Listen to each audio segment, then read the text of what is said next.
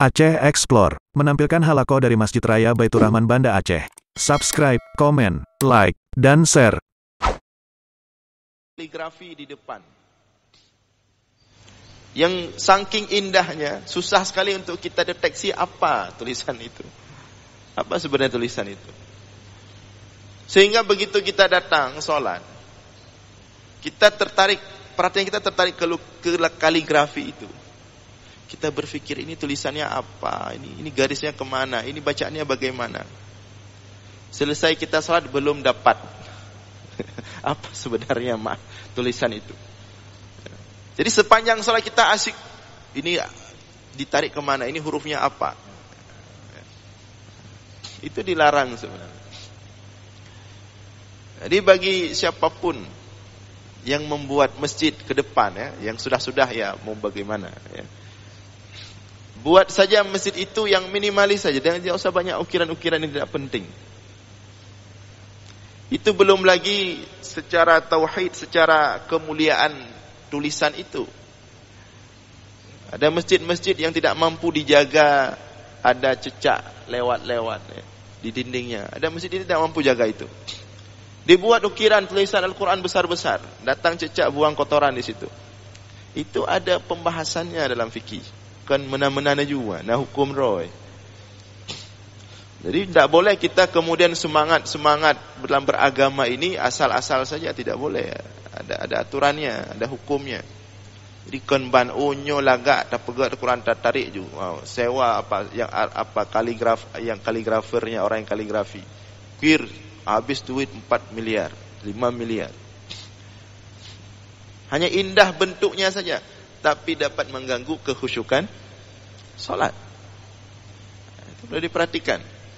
Kalaupun harus dibuat sedikit keindahan, maka jangan terlalu terlalu sulit untuk dideteksi keindahan itu.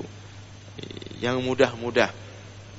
Yang kalau kita lihat keindahan itu justru bertambah ketenangan hati, ketenangan jiwa.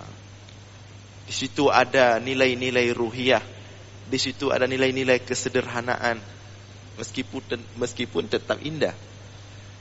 Nah, itu. Jadi pengaruh pandangan di depan kita itu.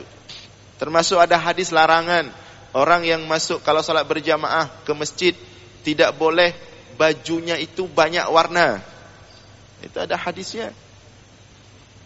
Ada orang masuk masjid bajunya warna-warni. Satu baju ada 10 warna di bajunya. Kemudian tarik sana, tarik sini ukiran bajunya. Itu makruh kalau masuk salat berjamaah, karena bisa mengganggu fokus orang lain di belakang. Apalagi yang pakai baju di belakangnya ada foto caleg. Kebetulan caleg itu lawan politik kita. Jadi kita sepanjang salat gigit gigi kita. Dia rupanya, ini orangnya. Ini harus ditertibkan sebenarnya. Cuman sekarang orang enggak. Makanya Rasulullah sallallahu alaihi wasallam dalam hadis yang sudah pernah kita sebutkan, ketika salat itu harus usahakan satu warna. Atau paling kurang 2 warna lah. Jadi dan disesuaikan ya, kepala, peci, baju, sarung atau celana, sesuaikanlah warna. Jangan lari-lari kemana-mana. Warna peci lari kemana, baju lari kemana, sarung, celananya lari kemana. Jadi bikin susah kita yang lihat. Ya, bikin enggak tenang kita, enggak fokus. Rasulullah pernah dikasih hadiah rida. Ya, rida. Dikasih hadiah rida. Kebetulan rida itu ada sedikit ukiran-ukiran. Maka Rasulullah mengatakan kepada orang-orang ketika itu, tolong kasih balik rida ini kepada yang punyanya. Innahu syaghalani, dia telah menyibukkanku daripada kekhusyukan. Tidak mau Rasulullah, disuruh kasih balik. Bahkan yang lebih ekstrim, Rasulullah pernah selesai sholat melemparkan cincin. Ada yang kasih hadiah, kan Rasulullah banyak dapat hadiah. Dikasih cincin, cantik sekali cincinnya. Karena hadiah Rasulullah pakai menghormati orang yang kasih. Ternyata ketika Rasulullah sholat, terganggu dengan cincin itu. Nah, seperti kita juga. Kedua sah-sah cincin. Terganggu Rasulullah. Selesai sholat, dibuka cincin itu, dilempar keluar masjid. Bukan berarti Rasulullah marah sama yang kasih. Artinya sebagai pelajaran. Rasulullah ingin menegaskan. Tidak cukup kondisi hati itu sudah terjadi faktor-faktor batiniah itu sudah terpenuhi. Tapi juga ada faktor-faktor di sekitar kita yang harus kita jaga. Dan itu banyak kejadiannya. Sendal juga demikian. Ada yang kasih hadiah. Rasulullah pakai sendal. Karena kan pada masa Rasulullah orang sholat pakai sendal. Karena dulu tidak ada lantai di masjid. Tidak ada sholat di pasir. Jadi Rasulullah bersama sahabat itu pakai sendal sholat. Dan itu biasa dulu. Kalau sekarang ya karena sudah seperti ini. Ada yang kasih sendal, hadiah sendal. Seperti itu juga.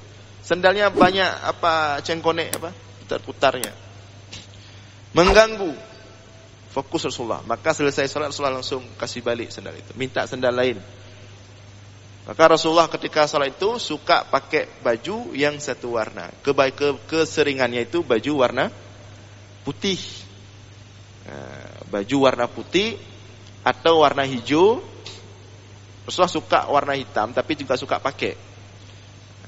Pernah juga dikasih hadiah warna hitam, Rasulullah kasih ke sahabat yang lain. Yang sering Rasulullah itu warna putih dan juga suka warna hijau. Nah, maka ini perlu diperhatikan ketika kita sholat. Sehingga kata Imam Al-Ghazali di sini, ya, wa ilajuhu qat'u hadhihi al-asbab bi ay yaghudda basarahu aw yusalli fi baitin mudlim. Caranya bagaimana? Harus kita putuskan, harus kita hilangkan yang mengganggu tadi dengan cara apa? Bi ay yaghudda basarahu, dengan cara menutup mata.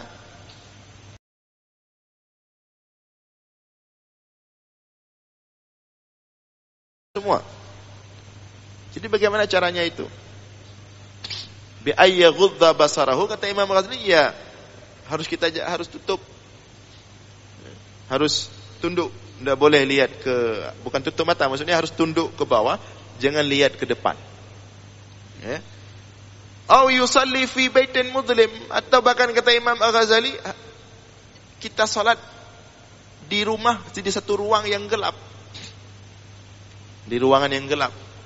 Kalau memang ruangan terbuka, banyak ukiran-ukirannya, banyak pemandangan-pemandangan yang mengganggu. Au la yatruku baina yadayhi ma yushghilu hissahu, atau cara lain dipindahkan semua apa yang ada di depan, ornamen-ornamen, benda-benda pindahkan semua. Nah, termasuk ambal. Sebenarnya ambal yang masjid itu usahakan ambal polos saja. Jangan ambal banyak renek-renek, ya, banyak ini. Yang polos saja. Nah, ya, mau merah, mau hijau seperti ini, mau apa warna lain, usahakan yang polos saja. Ya, ini pesan Imam Ghazali. Au la yatruku baina yadihi masyughilu hisaw, pokoknya apapun yang menghalangi pemandangan ini dipindahkan semua. Ya, dipindahkan semua. Au wa yaqrubu min ha'itin an salatihi, dan hendaklah dia berusaha kalau salat itu dekat dengan dinding, berhadapan dengan dinding. Jangan dari jauh. Kan kalau semakin jauh, apa yang ada di depan kan semakin luas. Sehingga semakin banyak yang dia lihat. Nah, maka sunatnya itu kalau salat dekat dengan dinding. Dapat 2 sunat di situ. Sunat yang pertama biar kita terhalang kalau ada orang lewat. Sunat yang kedua kita lebih khusyuk, lebih fokus. Jadi enggak banyak yang kita lihat. Ya. Nah, hatta la tattasi'a masafatu basari, sehingga pandangan itu tidak jauh memandang. Wa yahtarith min as-salati 'ala asy-syawari' wa fil mawadhi' al-manqushah al-masnu'ah, dan hendaklah dia menghindari untuk salat di jalan-jalan. Salat di jalan itu pasti tidak fokus. Ya. Wa fil mawadhi'il manqusyah, dan di tempat-tempat yang terukir tadi, al-masnu'ah, yang memang dibuat seperti itu. Wa 'alal fursyil masbughah, dan menghindari salat di atas ambal-ambal yang banyak masbughah, yang banyak coretan-coretan atau jahitan-jahitan. Ini kita seperti ambal kita ini, ini udah bagus. Cuma ada titik-titik banyak ini ya. Tapi yang lebih bagus itu yang polos. Apalagi sekarang justru nilai estetik itu nggak banyak cengkonek dia. Zaman sekarang justru nilai estetik itu sesuatu yang minimalis lah, nggak banyak ukiran. Karena kalau dalam ilmu seni itu kan, sebuah lukisan semakin sedikit hal-hal yang tidak perlu itu, semakin dihilangkan hal-hal tidak perlu itu, semakin indah nilai, semakin tinggi nilainya. Justru banyak sekali coretan itu, ukiran, justru nampak terlalu kampungan nanti. Nah, walidzalika kana almuta'abbiduna yata'abbaduna fi baitin saghir mudlimin sa'atuhu qadrus sujud liyakuna dzalika ajma'u lil himam. Oleh karena itu kata Imam Al-Ghazali, para ahli ibadah dulu, kata Imam Ghazali, para ahli ibadah dulu, orang-orang saleh dulu, wali-wali Allah dulu, yata'abbaduna fi baitin saghir. Mereka itu buat, kalau di rumah itu mereka ada buat kamar-kamar khusus, ruang khusus. Saya pernah lihat itu ketika pergi ke rumah seorang ulama. Tadi dia buat ruang khusus yang itu hanya muat satu orang saja. Istilah itu mihrab dia di rumah dia, untuk dia fokus salat, berzikir di situ.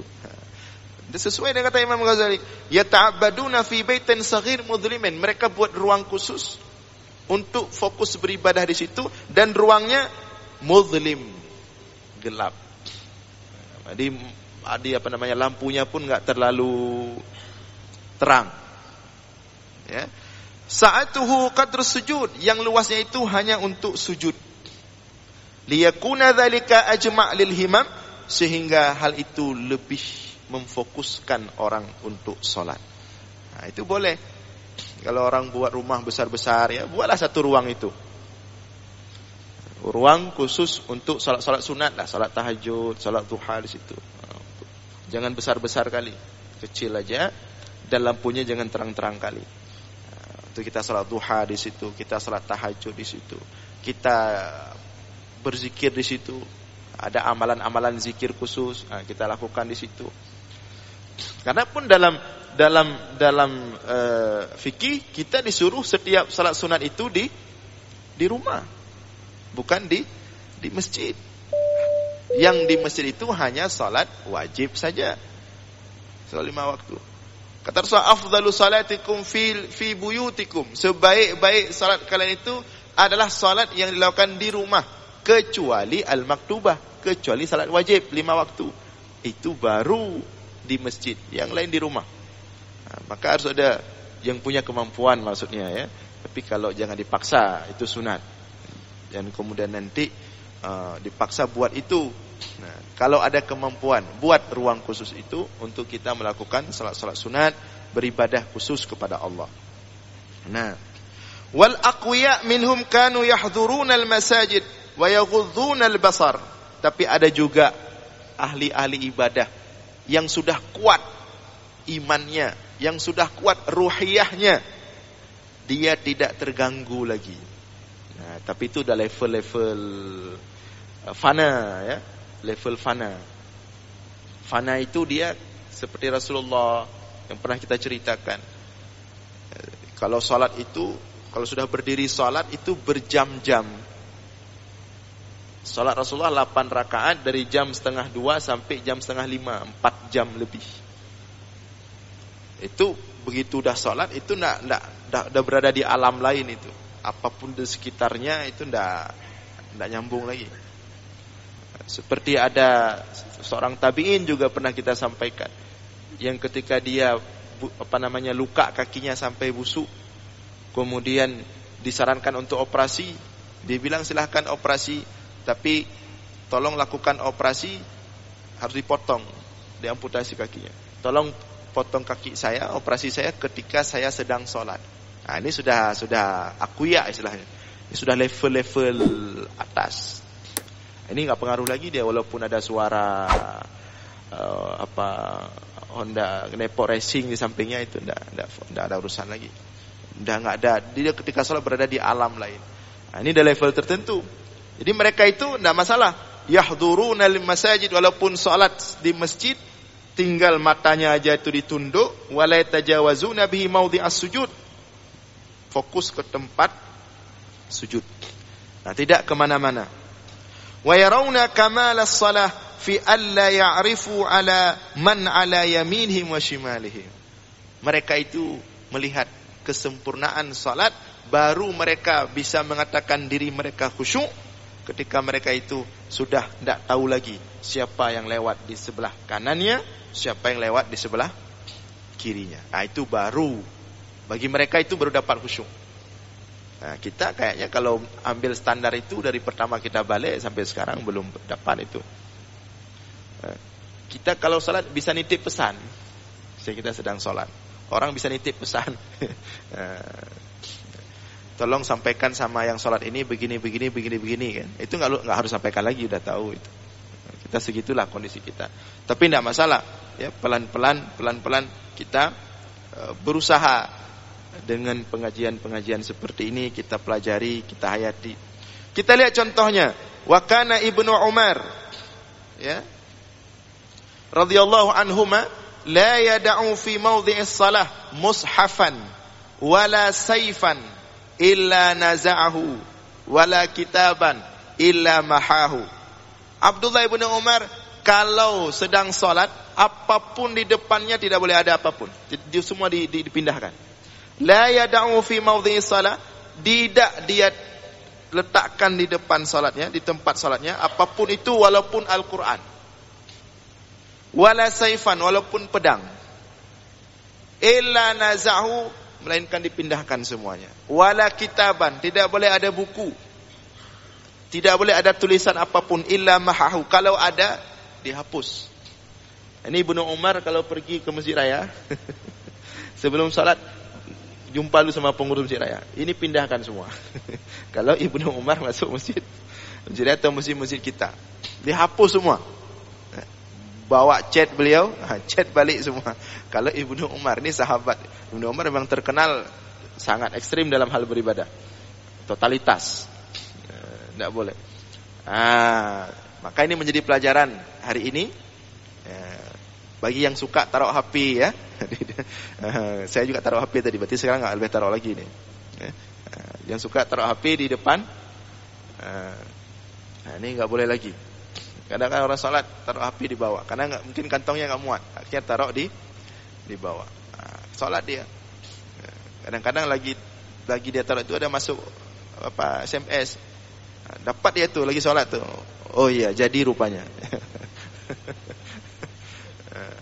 Itu sudah, ini jadi pelajaran, berarti mulai sekarang jangan lagi taruh HP di tempat sholat, di tempat, maksudnya di batasan kita sholat, di bawah.